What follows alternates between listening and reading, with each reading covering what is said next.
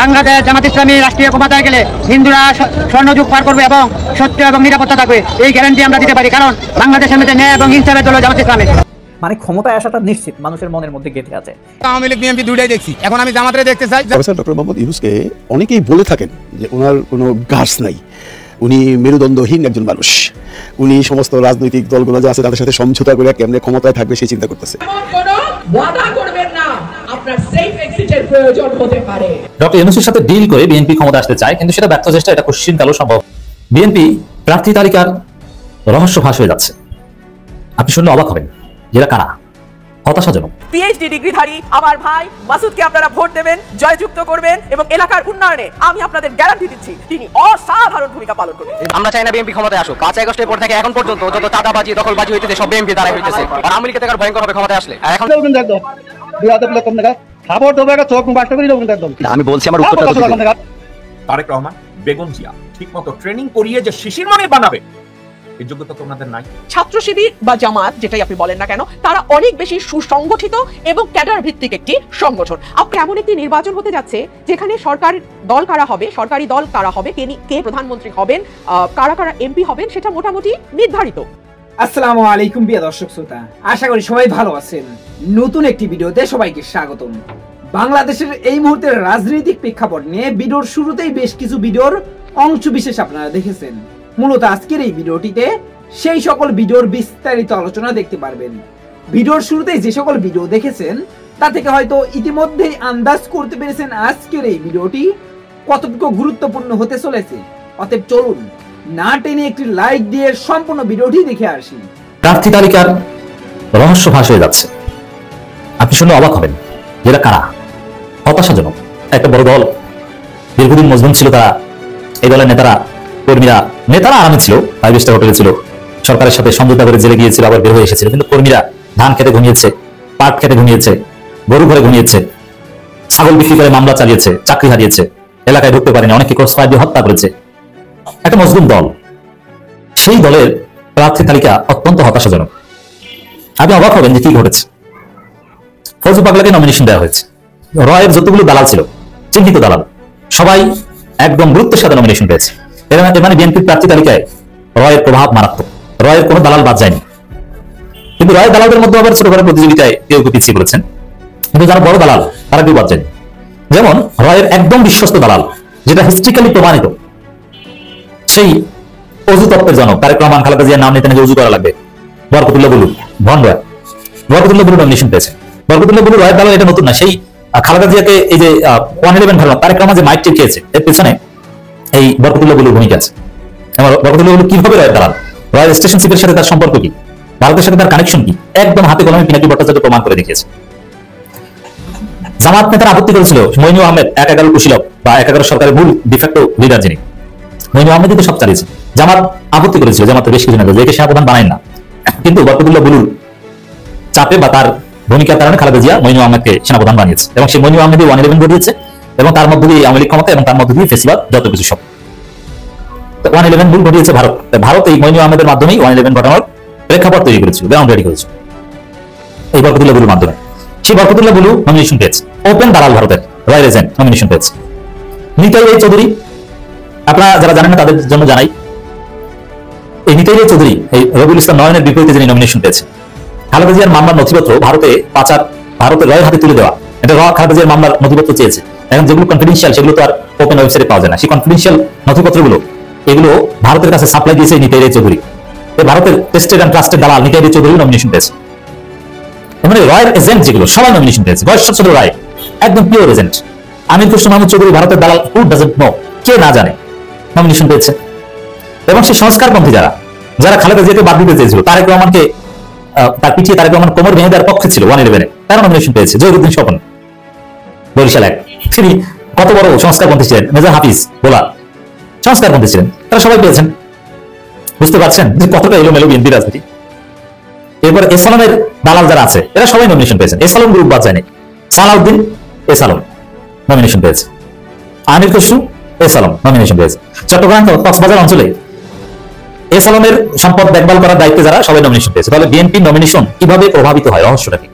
বিএনপির প্রার্থী তালিকার নেপথ্যে কি? নেপথ্যে এসালম গ্রুপের অসংখ্য কোটি টাকা। এসালম এতটা চালা, যেমন এসালমের উত্থান হয়েছিল জামাতের হাত ধরে।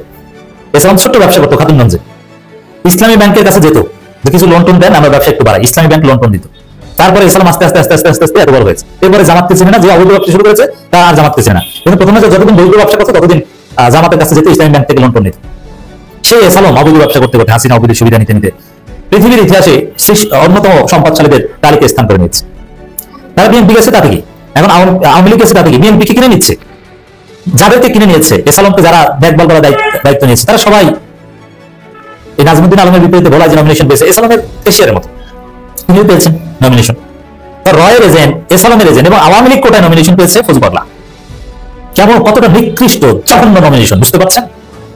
এবং যারা নমিনেশন পেয়েছে একটা বড় অংশ ছিল গর্তের মধ্যে ছিল, টাকা টাকা। মানে তারেক রহমানকে আনলিমিটেড টাকা দেয়। গত 15 বছর রাজনীতি দেখা যায়নি, কিন্তু অনেক ধনী, আমি চিনি, আমি নাম বলবো না একজনের কথা, তিনি পেয়েছেন, কারণ টাকা খেলা। মানে এখানে নমিনেশন কেনা বেচা হয়েছে।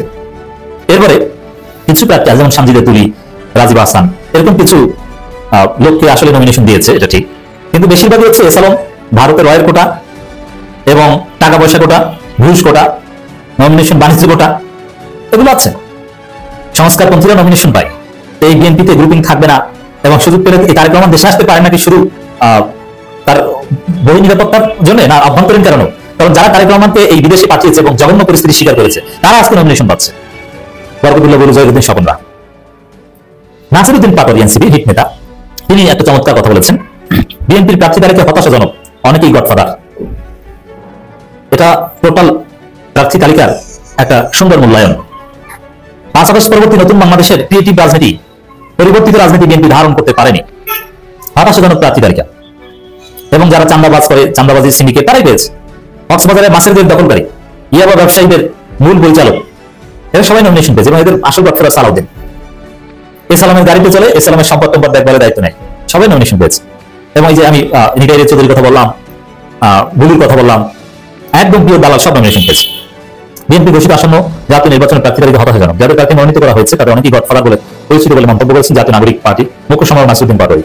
তো আমি মনে মনে ভাবি যে অনেকেই প্রশ্ন তুলছেন, জাকির খান, নারায়ণগঞ্জের সে জাকির খান কেন নমিনেশন পেলেন না? জাকির খান যে শোডাউন দেখিয়েছেন জেল থেকে বের হওয়ার সময়, জাকির খানের তো নমিনেশন পাওয়ার কথা ছিল। জাকির খান না পেলেও জাকির খানের বসরা নমিনেশন পেয়েছে। তাহলে এসালম, এগুলো হচ্ছে। জামায়াত যদি ক্ষমতায় আসে এই দেশ কেমন হবে, কিভাবে চলবে? একটা আশ্চর্য ব্যাপার বলি, পার্থক্যটা বুঝতে পারবেন। মানুষ কিন্তু জিজ্ঞেস করে না জামায়াত ক্ষমতায় আসবে কিনা, মানুষ জিজ্ঞেস করছে জামায়াত ক্ষমতায় আসলে দেশ কেমন চলবে। মানে ক্ষমতায় আসাটা নিশ্চিত মানুষের মনের মধ্যে গেঁথে আছে। এখন একটু কনফিউশন, ভাই এরা আসলে কেমন চলবে? আমরা কি পথে ঘাটে আড্ডা দিতে পারবো? আমরা কি শান্তিতে বোরকা ছাড়া হাঁটতে পারবো? অথবা আমরা কি মদ খেতে পারবো? এই ধরনের অদ্ভুত সব প্রশ্ন করে, মানে সকল অন্যায় করার লাইসেন্স চায়। ফ্যাক্ট হলো, প্রশ্নটা হলো, প্রশ্নের ধরনটা কি? যদি কনফিউশন থাকতো তাহলে জিজ্ঞেস করতো ক্ষমতা কি আসবে, জামায়াত কি আসতে পারবে? আর এখন জিজ্ঞেস করে ভাই জামায়াত ক্ষমতায় দেশ কিভাবে চালাবে, মানে আসতেছে নিশ্চিত, দেশ চালাবে কিভাবে, এই ধরনের প্রশ্ন করে। কিন্তু আমার মনোভাব কি জানেন, আমি এই দুটার কোনোটাই চাচ্ছি না, সেটা আপনাদেরকে শেষে বলছি। পিনাকি ভট্টাচার্য সর্বশেষ যে ভিডিওটা করেছেন সেখানে কয়েকটি বিষয় তিনি চমৎকারভাবে উল্লেখ করেছেন, আমি একটু লিখে রেখেছি। জামায়াত যেন মনে হয় যেন ক্ষমতায়। এখন কথা হলো বিএনপি কেন আসবে না ক্ষমতায়? ধরেন এর আগের বার বিএনপি যখন ক্ষমতায় এসেছে তখন আইন শৃঙ্খলা পরিস্থিতিটা তারা ধরে রাখতে পারে, নিয়ন্ত্রণ করতে পারে। 28 অক্টোবরের মতো ভয়ঙ্কর ঘটনা ঘটেছে তারা ক্ষমতায় থাকা অবস্থায়, ঘটেছে না?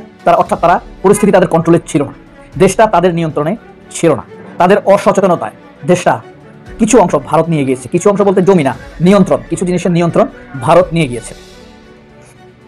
এটা ছিল দুঃখজনক। অর্থাৎ ক্ষমতার ফিনিশিংটা সুন্দর করতে পারেনি বিএনপি। মানে 28 অক্টোবরের মতো এত ভয়ঙ্কর ঘটনা ঘটে কিভাবে? তোমরা ক্ষমতায়, লোকে বৈঠা দিয়ে সেফ নিরীহ মানুষদেরকে পিটিয়ে মেরে ফেলেছে, এটা কি ভয়ঙ্কর মনে হয় না? এরপরে দেখেন হিন্দু সম্প্রদায়ের উপরও কম নির্যাতন হয়নি। বাংলা ভাইয়ের উত্থান ঘটেছে, হ্যাঁ, শায়েখ রহমানের উত্থান ঘটেছে, এরকম অনেক সন্ত্রাসী গ্রুপের উত্থান ঘটেছে। বিএনপি এটাকে নিয়ন্ত্রণ করতে পারেনি।